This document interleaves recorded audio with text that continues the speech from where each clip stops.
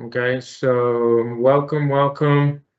This is Carlos Kwan from American National Mortgage. I have here in our meeting today Helen Kwan, attorney, Anthony Kwan, MLL, and Doug Giuseppe, real estate agent. So we want to bring you here today to talk to you a little bit about what the process to purchase a home is. Okay, this is a free streaming for people that are interested in buying a house. Everybody can come in. So I'm gonna start with Doug. So he's gonna give us a little presentation of what does he do as a realtor for you, the prospective buyer, okay, and how he can enhance a purchase of a home. Okay, so Doug, you're on, buddy.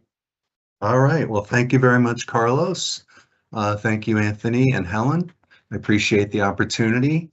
Okay, so a little bit of background about myself. I was a high school English teacher for 25 years. So, that's kind of how I approach real estate. I did do a couple of classes at Montclair State, a couple of writing classes, and currently am an adjunct at Fairleigh Dickinson University.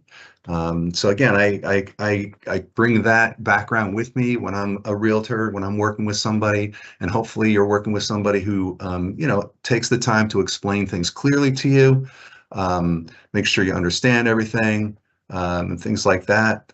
Also, you want to look at your realtor as the hub, the coordinator, the person who's going to connect you to a lender, to a title person, to an attorney, and they're going to help, keep connected and make sure that the communication stays clear with each of those people. Again, something that I clearly had to do as a teacher for 25 years. So three things that I find most important in a transaction are communication. Again, communicating clearly, explaining the process, giving you a heads up of what might be coming so you're not surprised, explaining all the documents thoroughly to you so you understand what you might be signing, just connecting every part of every step, making sure that you get clear communication regarding that. Honesty, you want your realtor to be honest with you if regarding the price of your house or the condition of your house. There's a lot more to the deal than just any single point. And preparation. My job as the realtor to help you be prepared. The first thing I would suggest always is to work with a lender like American Nation. You want to find out how much money you can spend on a house, and then you're able to search for houses that you can afford. You also would want to get a pre-approval.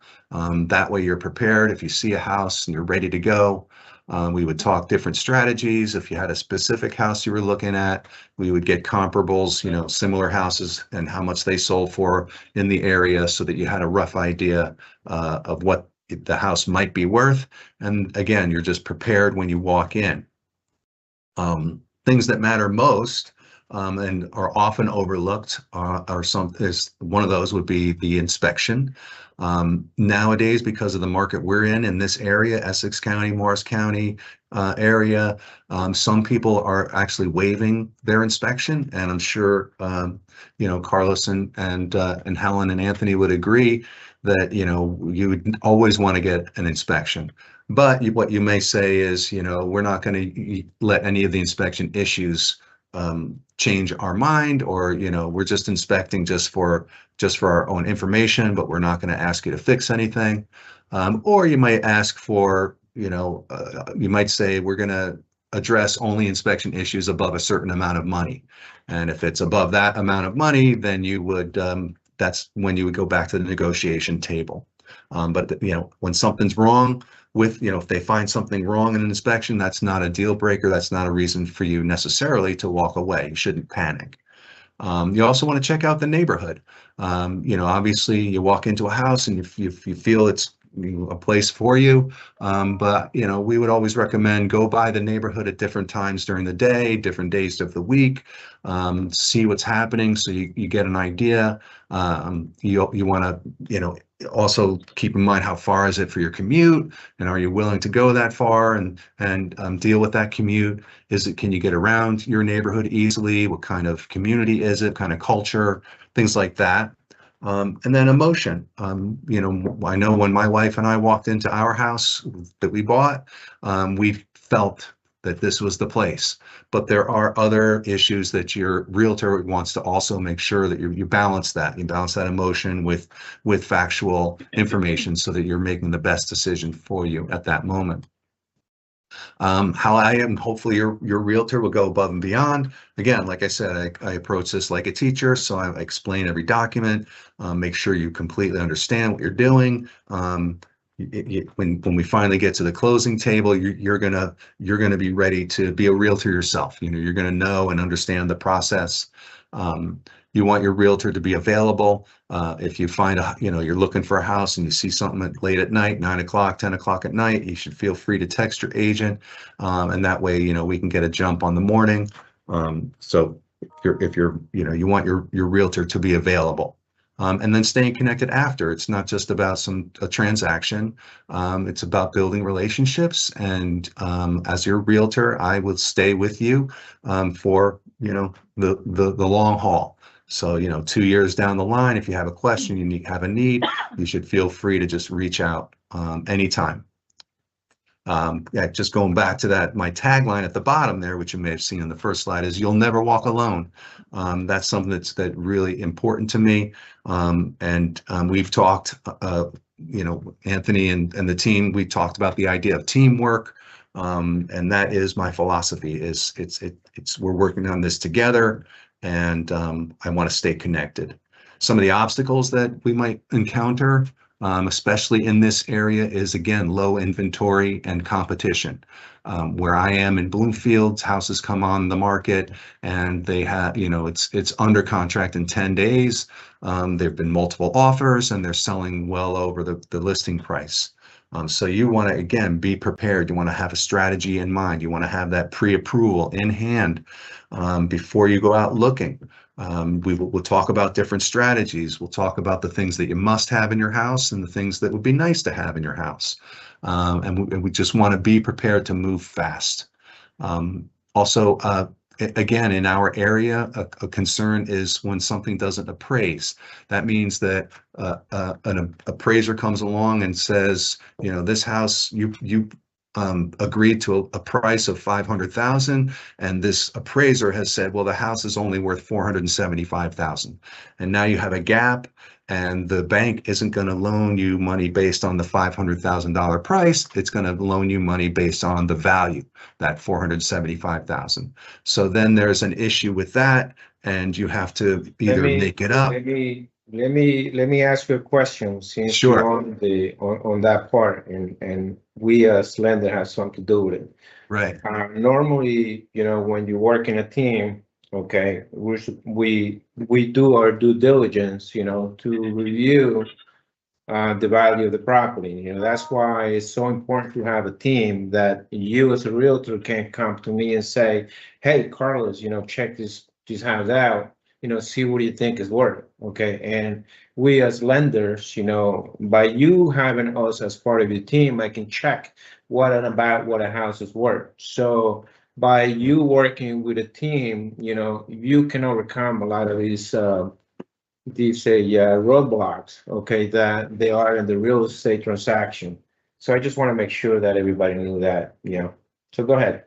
Yeah, exactly. So, and like Carlos said, that would be a great strategy to get some idea beforehand, what it might appraise at, and then working and getting help from the lender if there is a gap. The three ways you might deal with that are you might try to renegotiate the price down to what the appraiser said it was.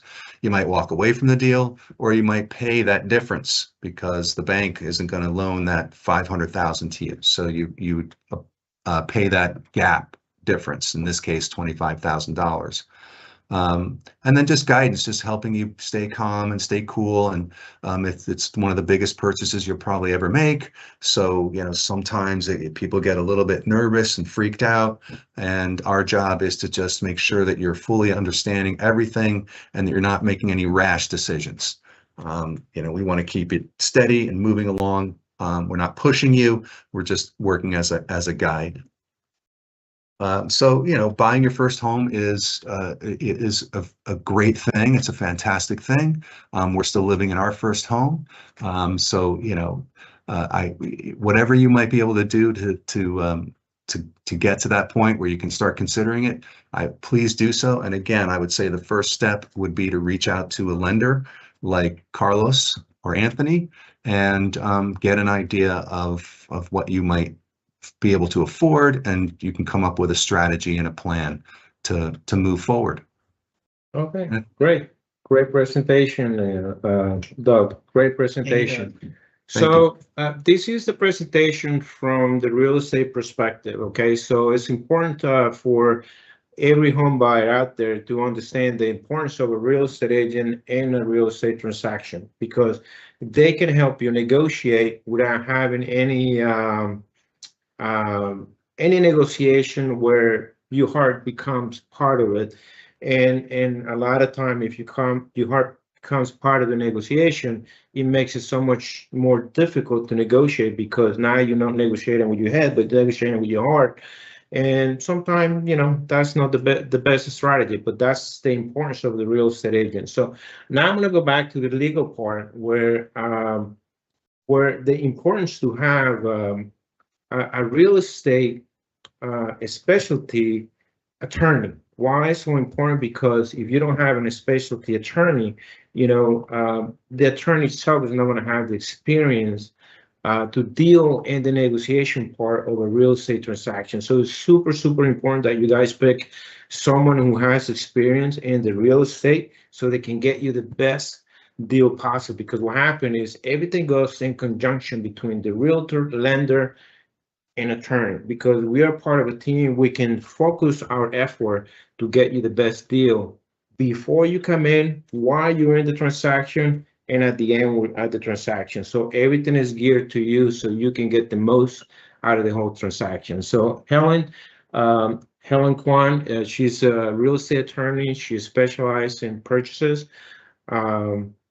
She can tell you all about it, how she does her work, and how she can benefit you through the transaction to have an attorney who specializes in real estate. Go ahead, Helen. Thank you. So once again, my name is Helen Kwan. I appreciate you guys having me here. I do primarily focus on real estate, both for sellers and buyers. I also do some commercial. So I typically come into this picture after you've met with the client, such as Douglas has shown you homes, after you've spoken with a lender who's pre-approved you, and an offer has been accepted. So my key here, and going off those same questions we had before, what are 3 important things when dealing in a transaction? From the legal perspective, I'm gonna piggy off of Michael. Communication. To me, communication is key, but the communication here is a little bit different. My goal as your attorney would be to keep communication between the realtor and the lender and the title and yourself all clear, because there are a lot of moving parts in the transaction. So it's important that everyone is on the same page. So typically, first thing happens once I come in is because an offer was accepted. So that means the first step is going to be attorney review. What most people don't understand about attorney review and get confused is you have 3 days to get under attorney review. You don't have 3 days to complete attorney review. Attorney review is not going to take 3 days. It could be less, or it could be substantially more. But the key here is that you have 3 days in order to start attorney review. And what does that mean? It means that either the buyer's attorney or the seller's attorney has received the contract and sent a letter of rejection saying that we don't agree to the terms of the contract, but if we add these conditions or terms, we will. And that's typically the first step with attorney review. And this is key both to a buyer and a seller, but most importantly to a buyer. So typically what I do is I get the contract, I review the contract. The contracts we get from realtors are all basic contracts. They're all similar format, nothing's changed. What's changed are key terms that are added or identified or changed. For example, let's say someone's waiving appraisal, right? So if that were to happen, I would reach out to Douglas and verify, hey, Douglas, I'm confirming. You discuss with the client, there's an appraisal waiver, they'll understand. Great. So then I reach out to the client and confirm that that was their understanding, that they're waiving an appraisal. And what waiving appraisal, and I'll do a quick summary, I'm sure Carlos will explain it a little bit more, is just simply saying it's the value of the home. If you're purchasing a home valued at $300,000, you expect that the bank is going to send an appraiser to the property and have it valued at that.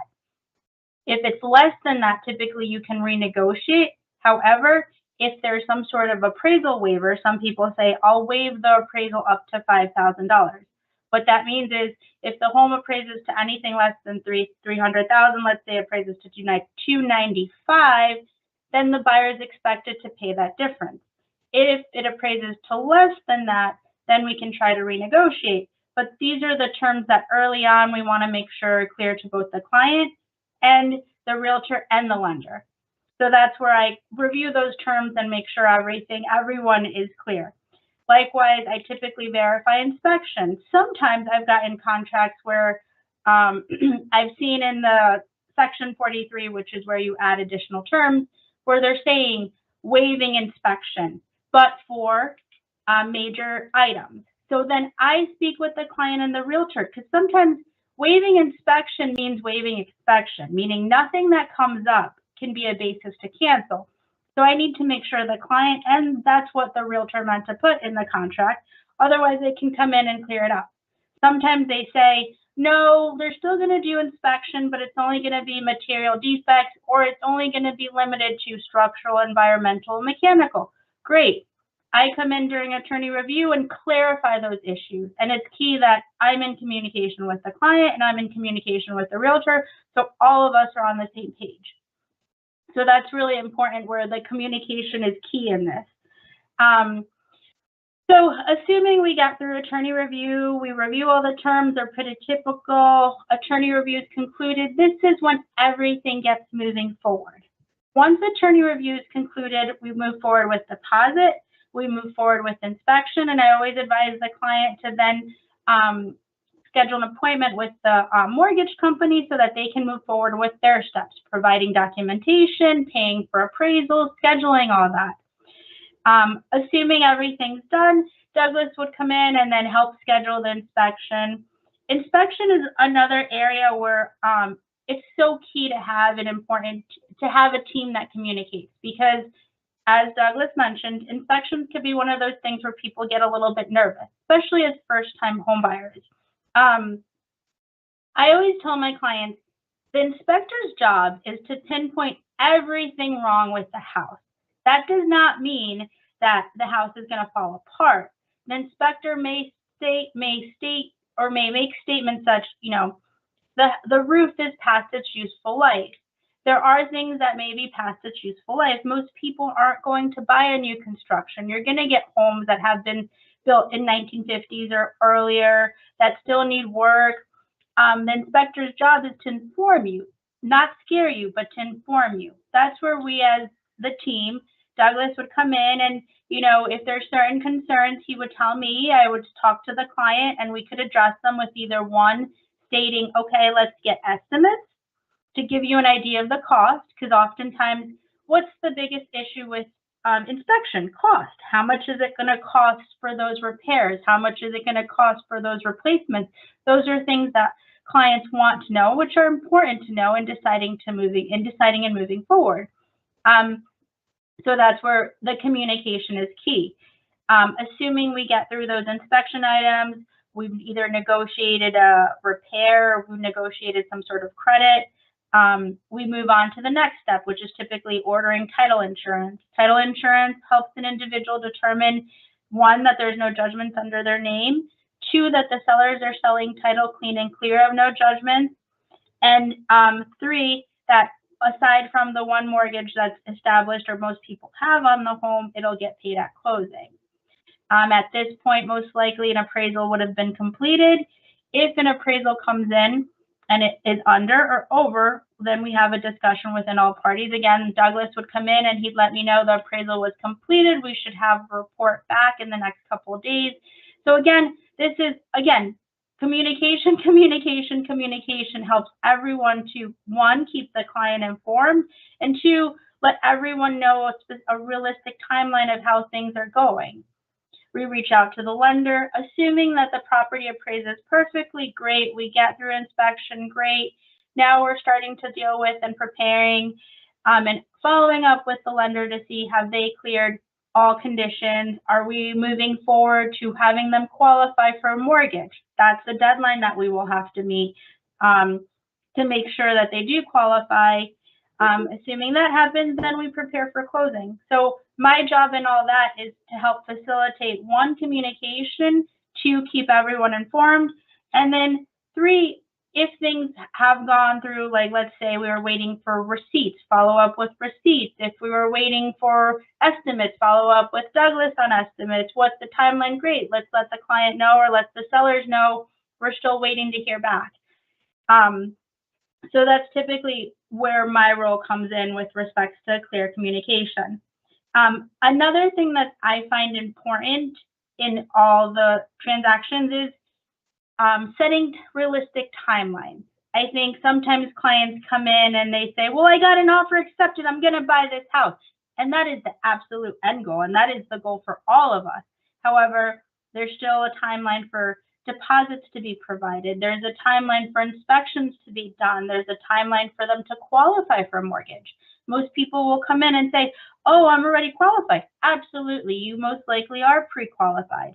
But that does not mean that you've sent your pay stubs, your checks, your tax transcripts to the lender to actually qualify you. So that's where all parties, again, communication is key, where Douglas will say, oh, I understand that the appraisal has been done and that the client has submitted paperwork. I would then follow up with the client and let them know I'm told that this is where we're at in this step, so that they know most likely in the next week or so we should have a response, so that you know what the timeline is and how quickly we're looking to close or how quickly we're not looking to close.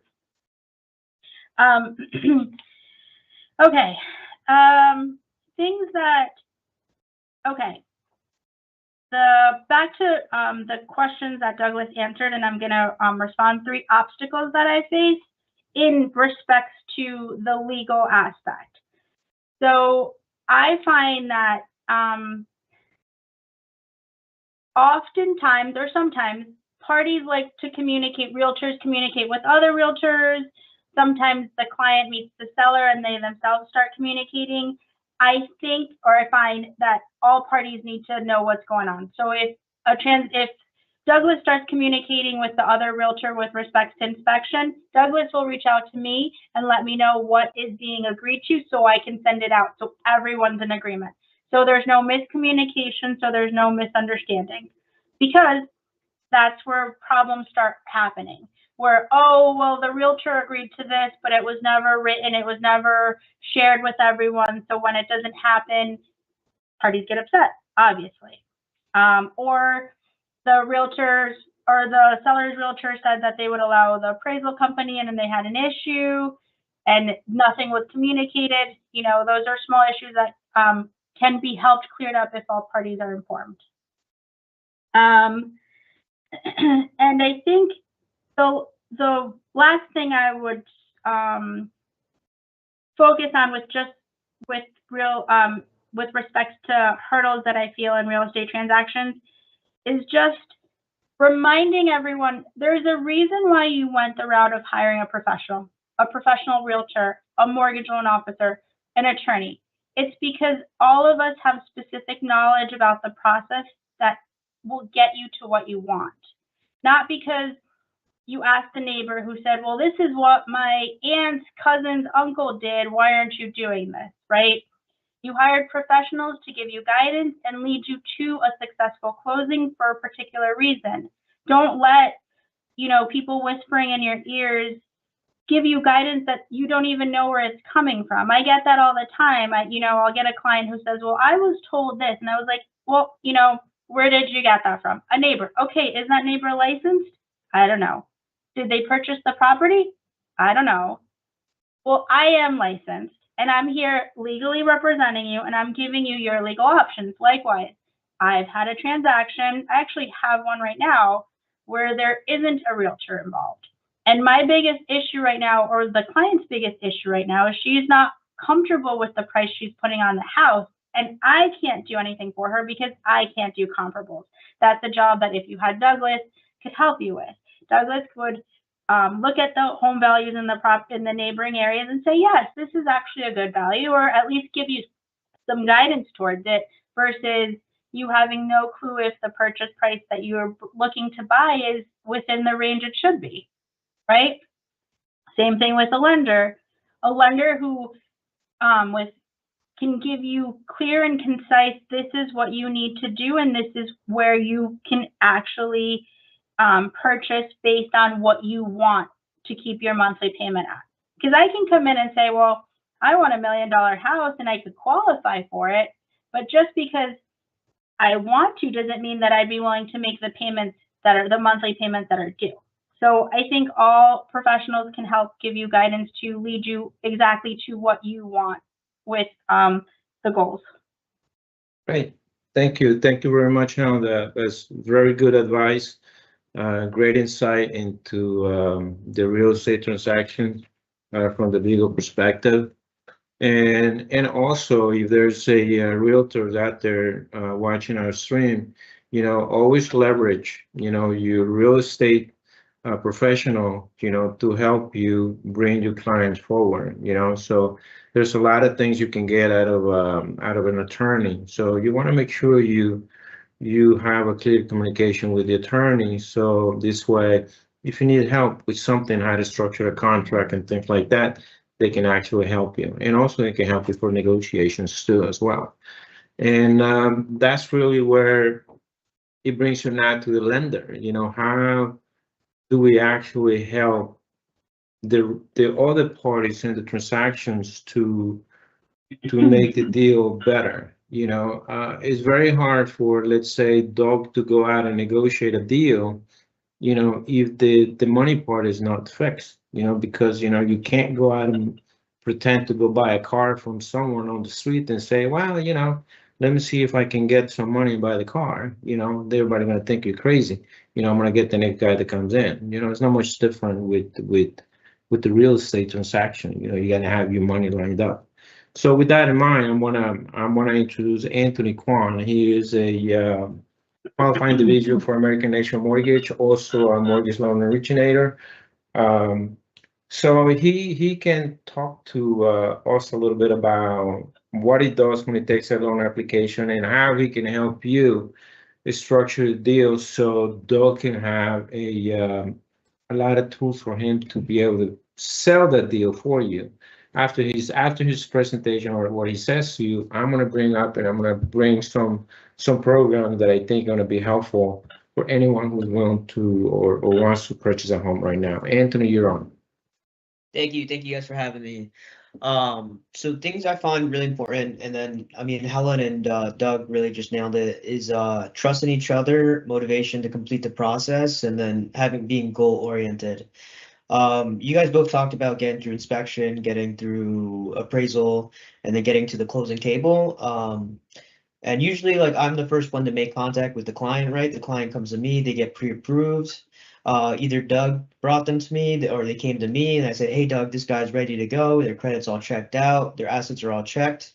And Doug has to trust in me that I did my homework and I did the numbers right, if that makes sense. If I've been in Doug's pipeline for, let's say, 6-7 deals and they all close because my numbers are right, there's truth there. There's a history there. But if my numbers came out, only one of those 7 closed because my numbers were wrong, then obviously you see the problem. And this happens a lot and it's not talked about, but this is the trust that we have in each other, that we're all doing the job that we're supposed to do. And really the motivation to complete the process is important for the buyer. a lot of buyers, they need to move. Either they are going through a divorce or they're trying to buy a better house for their family. So they have the motivation to pay off those credit cards, to sit with me for an hour, to get all their paperwork straight, to go look at 7-10 houses with Doug, and then have to go through inspection with Helen and make sure that all the repairs are done. And when it comes to inspection and then that trust of getting the work done, one of the obstacles that we often face being a lender is that a lot of our stuff is time sensitive. So we need the 2 most recent pay stubs, let's say, and the 2 most recent assets. And let's say in between that, after you get into contract, after you get through attorney review and your inspections, you need repairs, and those repairs take longer than expected. Now my documents, my time-sensitive documents, are no longer valid, and I have to go chase the borrower, get these new documents, and maybe anything can happen in that time, if that makes sense. 2 weeks, 3 weeks, 4 weeks. So it's obviously I want you to close as quick as possible, but it's all depending on your motivation and then how the deal is going in conjunction with everyone else in all parts of the moving process. I just want to, how do I ensure that I go above and beyond for my clients is just never settling for the bare minimum. I don't just take your pay stubs and say, all right, that's good. I double, triple check pretty much everything, because one little detail that you miss in the loan application could really mess up the entire loan. Changing from 5% to 10%, or that's a whole lot of money that you might have not known that you would have to get in because someone overlooked a detail that was really important. Let's say that your FICO was a 680 or instead of 670, 685, and that changed your bracket. So this is when it comes into that, like, we're a team, right? So if I know that something's going on and that we need time, that I have to talk to Helen, I have to talk to Doug, and we have to readjust. So just I just try to keep everyone aware, keep everyone together from the start to the finish. And I'm really always there, if that makes sense. Because I know from the beginning, my pre-approval, even though it's an attorney review, I'm still in contact with the attorney. I'm still in contact with the realtor. Like, hey, I need this stuff fixed, and I need to make sure that it's not just said that it's fixed, that it's been checked out, and it's fixed. Because a lot of times we're coming to the closing table and anything will happen, that you go through a walkthrough and it's like, hey, the contractors never took their tools out. There's still a bunch of stuff in the house and we're supposed to close tomorrow. And now we have to delay. And when we're on a tight schedule, let's say your pay stubs expire tomorrow, now I have to wait. Now you have to wait. And that's not just holding up, obviously, the buyer side, but the seller side as well. So really, it's making sure that what I say goes, if that makes sense. It's from start to finish, the same deal closes. Okay, great. Just Yeah, one thing I just want to make sure is something that I really face a lot too is misinformation. A lot of times, I mean, Helen talked about it, Doug was talking about it. People will just talk to you and tell you this, that advice, but we're the experts here and you hired us, right? You have to trust in us that our advice is, we're trying to do what's best for you. You know, you can see a headline out there saying that there's high inventory, low prices. And Yeah. but you know, the reality is it's low inventory with high competition. It's not as simple as a headline or as simple as a news flash, if that makes sense. It's very local and it's very dependent on expertise. It's not as simple as, oh, I want that house, I picked it, and that's it. Yeah, no, I agree, Anthony. Great stuff. Great stuff. Great insight. Thank you. Great insight. So pretty much you know, we work as a team, you know, realtors, attorneys, mortgage loan officers, mortgage companies, to get to the end and hopefully, you know, get you into a home and get you the best deal possible. So thank you very much for the presentation, Anthony. It was very, very informative. I am going to talk about a little bit about programs, but I think it's something that, people will be interested on. So I have a little presentation. I'm not going to go through everything when it comes to the presentation itself. So I'm just going to go straight to the one of the programs that we have. As a mortgage company, we have the ability to, well, as a broker, okay, we are a mortgage broker, Anthony and I, we have the ability to use different lenders, okay? If you work with someone who isn't a broker, one of the big players, a bank, they can only use that one lender. Even if you go with the more mortgage company that are bigger, they're not mortgage broker, like, I don't know, there's other companies bigger, they might say to you they have different access to the program, but the way they underwrite with the head underwriter on top. So they're going to underwrite even other lenders to whatever the guidelines are, their internal guidelines. Also, as a broker, okay, I go directly to the lender and I let them underwrite your loan. So this way, one might say yes, okay, I like it, but another one might say no.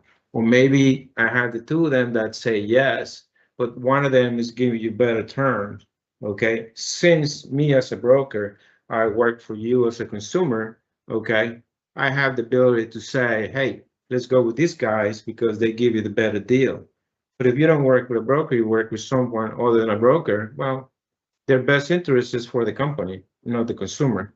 Us is the consumer because the consumer is hiring us, okay? Us as a brokerage. So we're in between the lender and the consumer, okay? So we can choose which is the best lender versus if you're not a broker, they're only gonna pick whatever they pick with their main bank, not necessarily the best thing for the consumer, okay? So I'm going to go with my presentation. I'm going to talk about FHA program, a little bit about conventional program for first-time home buyers. I'm going to talk about I-team loan programs. I-team is for people that don't have social securities or green cards. Yes, they can buy a home. It's a little bit more difficult, but they are capable of buying a home. Okay. Also, we can do loans for people that are here on maybe in a tour visa or there's more than one way I can do these loans, okay? So we are a team of experts. Everybody that you see in this presentation is part of that team of experts. We are here to help, okay?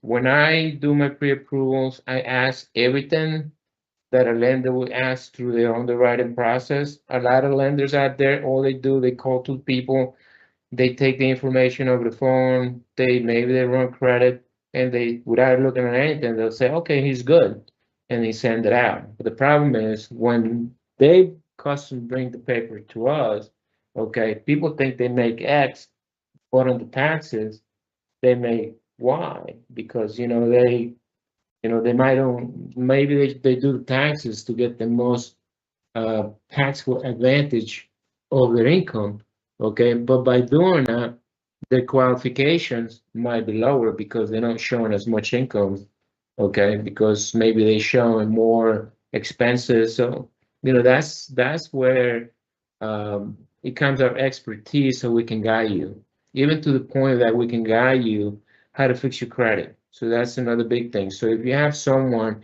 whose credit is not the best, give us a ring, okay? We can advise them how to fix the credit, okay?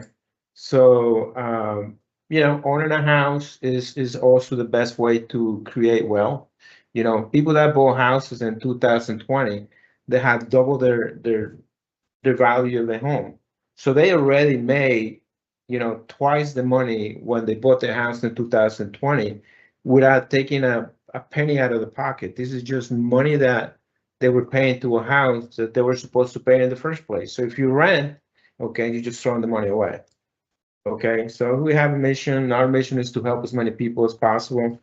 Okay, so we have the different type of clients. We have the W-2 people, which are people that take taxes out. These people are people that their income is their income. There's no if, no buts. Okay, unless they have like a child support or something like that, where they take money out of their pay stub, okay, pretty much they make what they make. If you're self-employed, you can kind of tweak your income a little bit, we can also do loans for non-citizen. We have special programs for veterans, even for people with no U.S. residents and foreign nationals as well.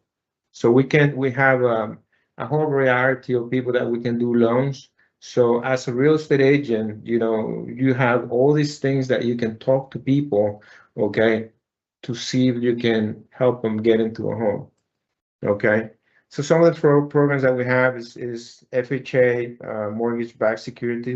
We do have down payment assistance programs. We also have conventional programs.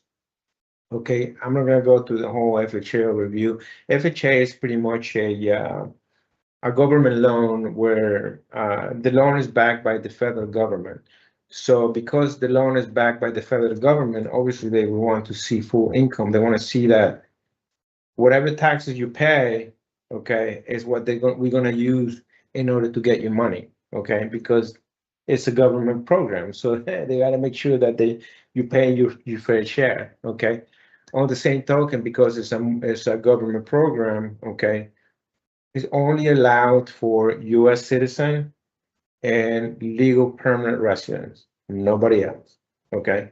If you're a non-permanent resident, you can't get an FHA mortgage. Used to, but you can no longer. All right, so I'm gonna leave that there. And I have programs with 1% down payment where the lender can contribute up to 2% as down payment assistance. So that will give you a 3% total for the purchase of a home. This is literally free money that I can get you. So keep that in mind. If you talk to Doug, he has knowledge of it, or at least he can give us the details of whatever you're doing so we can try to get you that money. Okay. So it's something that we do in conjunction with the realtor because each property has their own requirements. Okay. So it's important that you stay in touch with Doug and Doug stay in touch with us so we can try to get you your money. Okay. So this is just one little example of whether you rent or buy. If you rent is 25, but you buy and it costs you 2,900. Even though the cost over 5 years for renting is 150, and the cost of buying might be a little bit higher. Okay, but at the end of those 5 years, if you rent, you create no wealth, but if you buy, you create an equity. Okay, so that's where you're making your money, equity on the house. Okay, the most buying concern for people is not to know what to look for, and that's where your realtor come in hand, where they're gonna tell you or help you find the right house.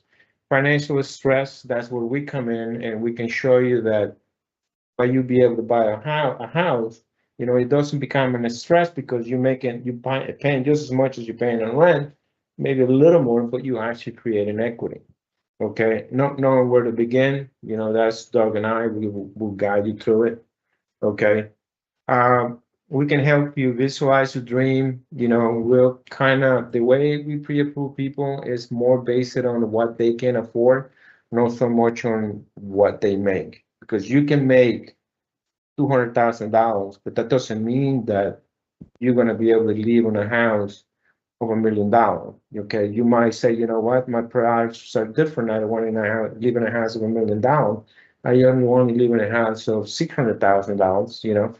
Because I don't have that many kids. It's only my wife and I. So it all depends. We help you visualize all that. Okay. Yes, 78% want to own a house. 7 out of 10 people rent houses. This is some stats. Okay, let me just go. The usually average time, I have it set up in 10 weeks, but a real estate transaction, you can do it anywhere between 4 to 6 weeks if everything goes well. Here's our contact information, Anthony, Helen, me, and Doug. Okay, so I don't want to keep it too long. But I hope this meeting was useful to the people that are watching.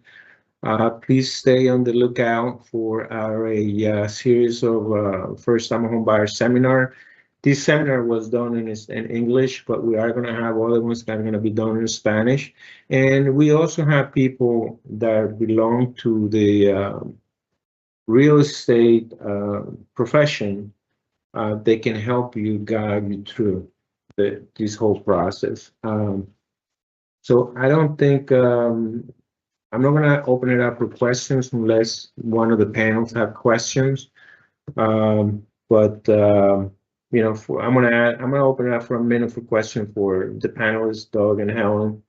If you want to ask Anthony and I a question, or Helen, you want to ask Doug, you want to Helen ask a question, or Helen, you might want to ask a question to any one of us. How about, can you just explain again for people who don't really get the difference, what's the difference between pre-qualification and pre-approval? Okay. Pre-qualification is basically when someone call in, give me the information, I take the information, I put it in, and it looks like it's gonna qualify. I didn't do anything but just take the information. Okay, that's a pre-qual. Okay, I didn't run credit, I didn't do anything. All I did was take the information as they told me, okay, and then I put it into my system. My numbers looks good. It's a pre-qual. I don't do pre-qual because they're not reliable. Okay, pre-approval on the other hand is basically I run credit, a full credit report. Okay, I collect income and asset documentation. Okay, I analyze it. Okay, and then based on that analysis, I can determine that that person pre-approved. Okay, so that's a pre-approval after I verify all the information. Me. Okay. Then there's the underwriter's pre-approval, which I can actually do that as well. That basically I send it to an underwriter. They review it and they give me a number. Okay. Normally I do those on tricky deals, you know, deals that I know is an issue, and I need to make sure that I'm not going to have a problem. Okay, but on those issues is the issue might be something beyond income.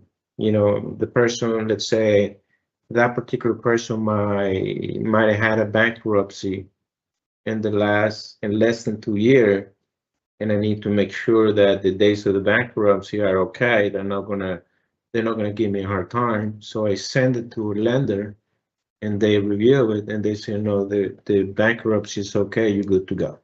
Okay, and then I'm good to go. That's usually what I do when I send it to an underwriter. So that's the difference. Any questions, Sam? For Doug? Why? I can't think of one right now. I'm sure there are tons of questions, but Okay. All Yeah, right. Well, just want to say thank you to Helen and Doug for joining me on this meeting, joining Carlos and I. Really appreciate it. I really hope anyone who watched it really got something out of it. I'm sure you did. This is going to be on Facebook again, so you can rewatch it again. And I'm going to try to put it through a translator to make it in Spanish too. So hopefully we'll get as many people as we can. So just a big thank you for everyone watching, and a big thank you to my panelists. Thank you guys. And thank you Helen. very much for being Thank you for here. having Thank us. you, Doug. Thank you, Helen, Anthony.